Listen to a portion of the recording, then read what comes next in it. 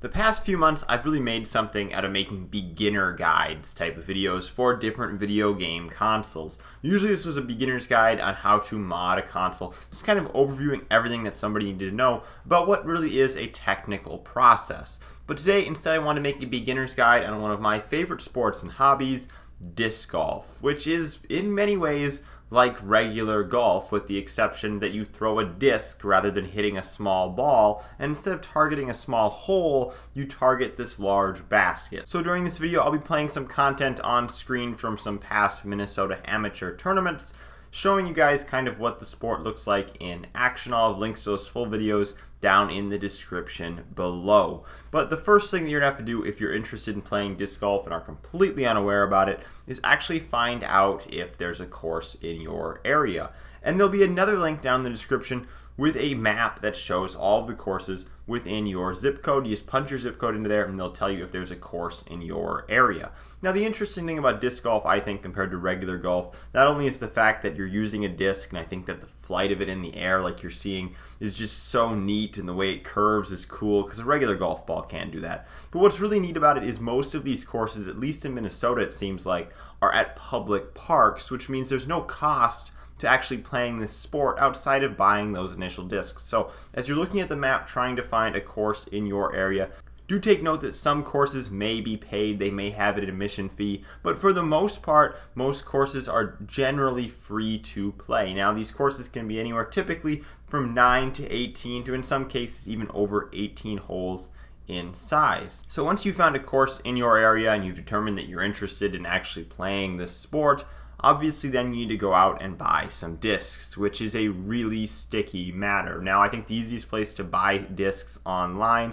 is through Infinite Discs, though there are other retailers like the Minnesota-based Gotta Go, Gotta Throw. I think Infinite Discs would give you the widest selection, typically at the cheapest price. You can look on Amazon or eBay and pick up used discs there, but it's not been something that I've ever really tried. If you have a local business that you can go to buy discs from, a small shop, or I know Dick's Sporting Goods sells new discs, that's a good option because you probably don't want to buy very expensive discs to begin with. Discs seem to range typically from about $8 to about $16 or $17 for the most part for a disc. Now, the reason why that will be is it's all about the material. So if you take the Innova line, that's one of the brands, for example, they have about 4 main core different types of plastic that the discs can be made out of. Now, these are DX, Pro, Champion, and Star, with Star being the most expensive line and there being sublines to even that quality of plastic. So you can get a DX version of a model for about $8, whereas a Star version of the model might be more expensive. So you see that the durability of the plastic kind of indicates how much the disc will cost. So if you're relatively new to the sport, you haven't tried it yet, you don't know if you're really going to like it, there's probably no harm in buying a cheaper disc that's going to get beat up faster, especially because you don't necessarily know what disc to buy. Each disc has such a unique flight pattern, and some are just harder to control than others, it seems like. So it's probably best if you buy the cheaper discs to start out and see if it's something that you even like playing, or if it's a disc model that you like. But as these discs become beat up, they won't be able to be thrown as well. So obviously, as you get more into the sport, you'll want to buy more durable discs that thus won't have this happen to them. So I oftentimes recommend people buy 3 discs when they're starting out. You could probably get by with 2, but I typically recommend 3. And these are a putter, a mid-range, and a fairway driver. Not a distance driver, but a fairway driver. The reason why I say that is a fairway driver can be thrown with a slower speed of an arm, someone that hasn't developed a technique as well. And since you're just starting out, this is often the best way to go. So you can buy a 3-pack actually from Innova, which is one of the more popular brands, where you can get all 3 discs thrown together. I believe they give you an AVR, some sort of mid-range, maybe a Skeeter, and a Leopard. Now, a Leopard's a pretty good first driver, I think, for a lot of people, and the AVR is one of my favorite putters, though I don't like the regular DX variation as much as I like the KC Pro variation, but regardless, it's one of my favorite putters.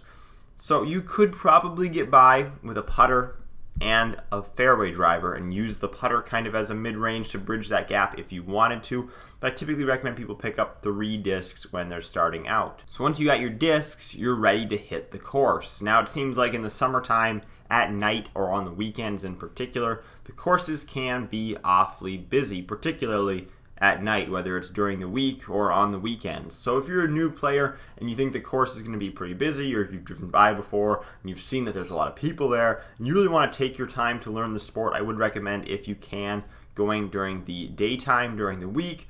Anytime before, say 3 o'clock, or if you want to go on the weekends early in the morning around 9 or 10 o'clock, so that there's less people there, you can get yourself some more time on each hole to kind of try and work things out and develop the throwing technique. Now, I'm not even an expert on the throwing technique yet, so I have other videos down in the description that I would recommend you check out, which will help you develop that throwing technique.